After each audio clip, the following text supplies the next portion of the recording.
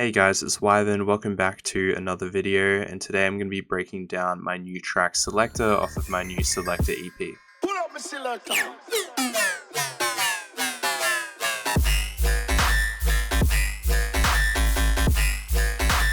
Alright, and there was a bit of a preview of that track there for you so that you know the one I'm talking about. And so yeah, just taking a look at the face of the track here, pretty simple structure. You know, we've got intro, drop, midsection, drop, and then outro. So 16 bars on the intro, midsection, and outro. And then yeah, I like to do 48 bar drops. And so let's get straight into it with what I've got on my drums here. So my kick, pretty standard stuff, just a bit of a compressor, and I'm doing about 10 dB of compression, but then making it up by about 11 dB to clip it a little bit so that it punches really hard through the mix.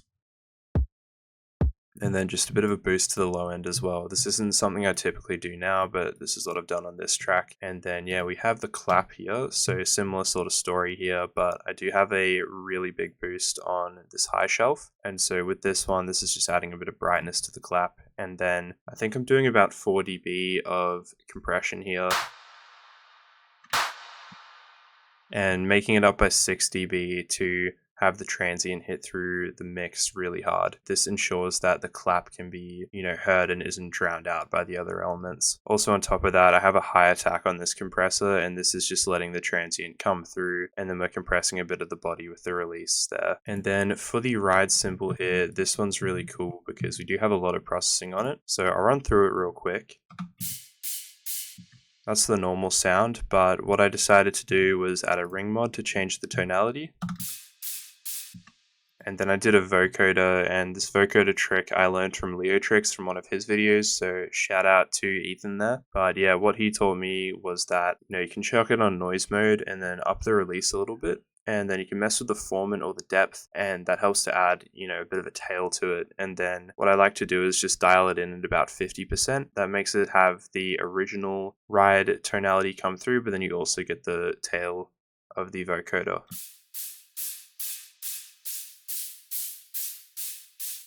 You also get the transient of that cymbal coming through as well. And then for my EQ, I just have the mids getting cut out here at 2000. Just that I only have the really sparkly high end of the ride. And then I have a limiter and a bit of a soothe on the really high pitch here. That's just to make it a bit easier on the ears. So yeah, moving on to the next part here, we have the effects. So what I like to do usually is pick out 4 different effects and then repeat them through the entire track as a bit of ear candy. Pretty lazy way of doing it, I know, but it's worked for me and I think it doesn't sound too bad. I'm also sending them through my delay and reverb here really hard. And so on here, I've just got, stock standard reverb, just cutting out the lows and a bit of the highs as well. And then on the delay,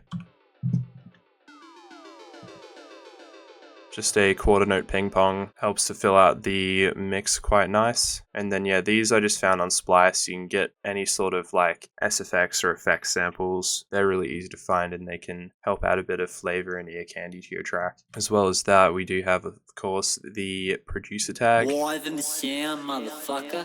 And then the pre-drop vocal, which is just a Splice one I found. Pull up my SELECTA.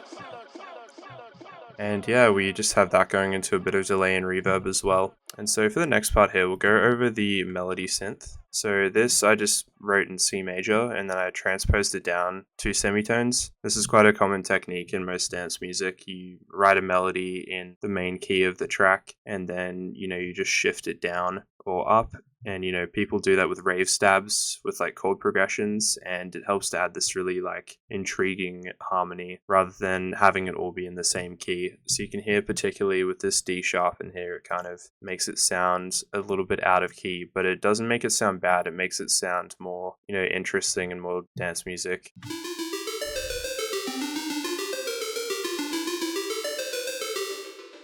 And then yeah, I just copied that bass pattern over as well, so just going from D to C. For anyone wanting to remix the track as well, if you do get the stems, I've included the MIDI for this as well, so that you can make your own leads and all that. Running through the main sounds here, we do have just a saw wave with chorus on it, a little bit of OTT for some more crunch, And then rolling off the high end, because the main part of the high end I want for the melody synth, which has quite a lot of high end there. And then yeah, just a bass mono using the utility to make the sub mono. And then yeah, just an OTT on this, and this is just the same patch but with a square wave instead.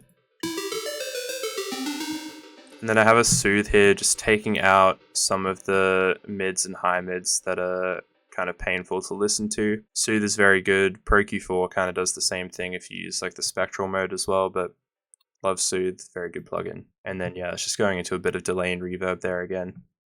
And so we'll move into the main part of the track here. So this is the bass. And yeah, pretty cool stuff going on here.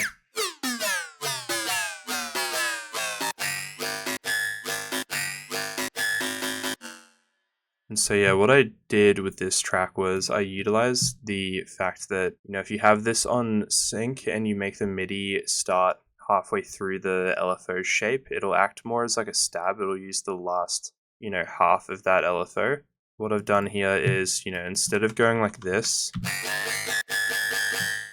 I've added these little stabs and then these bits that hit and make it so that the LFO, you know, triggers halfway through. You can hear this emphasized in some other patterns here. And so this is the thing that I think makes the track really unique. I don't hear too many tracks doing this type of technique. But yeah, this will work with a lot of late hitting tracks, you know, like Ominous, COVID Cuts, Yari, Penumbra, you know, Chango, Self Hatred VIP, just to name a few different tracks I've tried to double this song with. Because yeah, I do make a lot of my songs around what I think will double well, but what will also be an interesting listening experience. To break down what we've got going on in the patch here, it's just a square 4 and square. And so I'm just going to bypass everything we're not using here, or rather I'm just going to bypass all the effects and then we'll run through how they affect the sound one by one. So initially I had the square 4 going into the comb filter, and this mod B is just controlling the filter a little bit. It's on one shot mode on 8th, so that's restarting every time the MIDI triggers the sound to play, and that's also going to the delay and modulating it just ever so slightly. Then mod A is controlling the level and a little bit of the index, so we can hear the sound initially was this. And then we add the square on top for a little bit more high end and a bit more fuzz. And then bring in the tape distortion. And yeah, just a cut here that's cutting out the lows, boosting the mids and boosting the highs a bit more than the mids. And then the body I've just got here adding a little bit of that wah sort of timbre. And then yeah, this is the main part of the sound here, the chorus flanger that has the feedback cranked all the way up. You can see a little bit of the modulation there, which I'll dive into. And then yeah, another distortion here that's just overdrive. So that kind of helps to take out some of those unwanted mids and low mids there. Then we're moving into a reverb here, which is just on a really small room size. The dry wet's only at 16. Helps out a bit of stereo information, but also a bit of metallic character as well. And then I've got that going into an OTT, just no downward, and then up the time to 1000%. And then I've got this Ableton preset called Tube Trash, and this helps to add heaps of crunch to the sound. This is a dynamic tube preset that you can find by just going into audio effects and typing up Tube Trash. But yeah, I'll dial it in so you can hear what it's doing.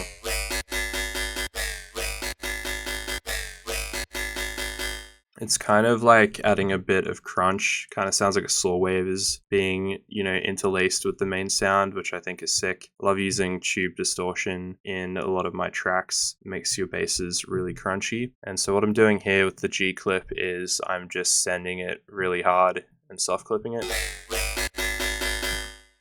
And just kind of brick walling it and also giving it a lot more volume. And then here we've got an EQ, which is just cutting out 100 Hz and below, and then a really negligible EQ that's not really doing much, but it's making the track a little bit brighter up there. And then we'll move on to the sub now. So the sub is just an envelope. You can see the shape here. But what's cool is that we also have this mod A that's controlling the pitch, making it kind of like an 808, which I think makes the track super bouncy. I love what I did with the sub on this track.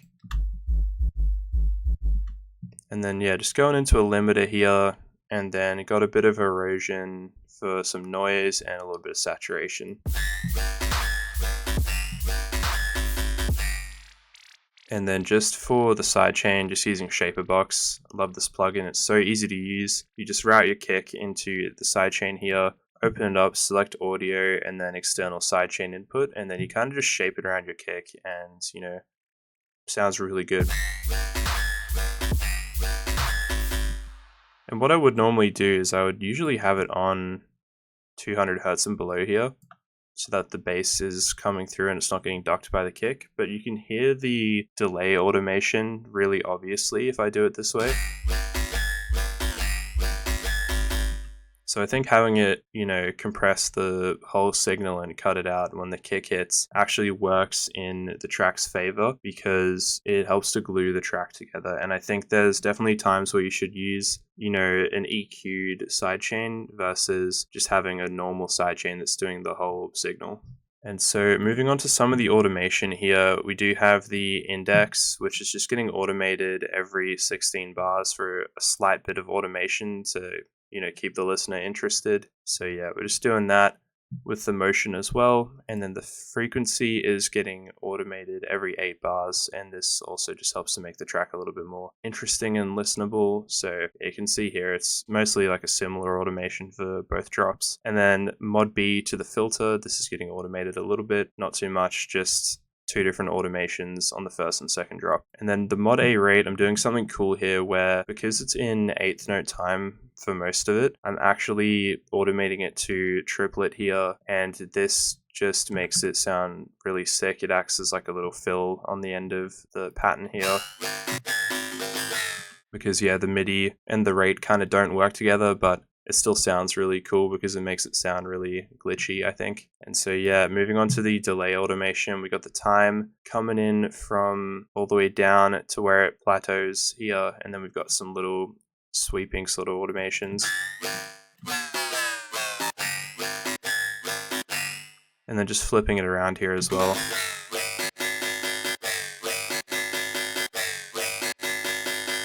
And you can hear on the second pattern here as well, I'm kind of emphasizing that stutter a lot more, which I think is the main characteristic of this track that people really like, is the stuttering sort of bass. So I made this bass kind of with the thought that, you know, I might be able to double it with like tractor songs, because they kind of have this similar sort of bass pattern here. And so yeah, you can double this song with any like 8th note tractor song and it works perfectly. Especially the second drop, I wanted to make this drop, you know, more for that purpose.